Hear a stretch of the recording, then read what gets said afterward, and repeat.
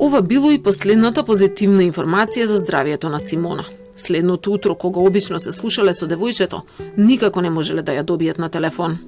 Претходниот ден кога пишував со Симона, тато ми рече донеси ми пижами, да ги сменам и не знам зошто стану одам со автомобил.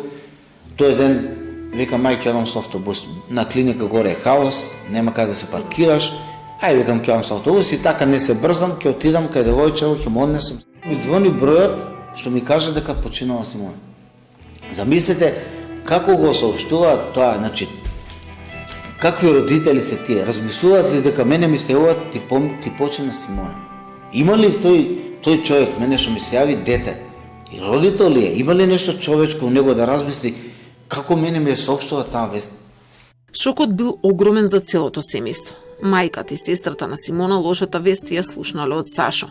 На документите кои ги добиле во смртта пишува дека на 23 март во утринските часови нагло се случила невролошка симптоматологија со болки во десна рака и нога и пат на сатурацијата, поради што е ставена на неинвазивна вентилација. И покрај терапијата во 9:40 се влошува состојбата и има обиди за реанимација. Но нема реакција и одговор и во 10:15 е настапена смрт. Лекувана е по сите оние препораки за лекување на еден вака тежок пациент, а влошувањето се случува наутро со симптоматологија која никогаш претходно ја нема пројавено кога е интензивно реанимирано, но на жалост без да ја прифати реанимацијата. Си играме болници, си играме доктори. Тука е проблемот. Не сакам, ви реков, политика не ме интересира, меѓутоа сакам ова да го надополнам со следново. Ако бевме ние некоја држава, нема да не пишуваат први во светот по број на починати, четврти во светот по број на...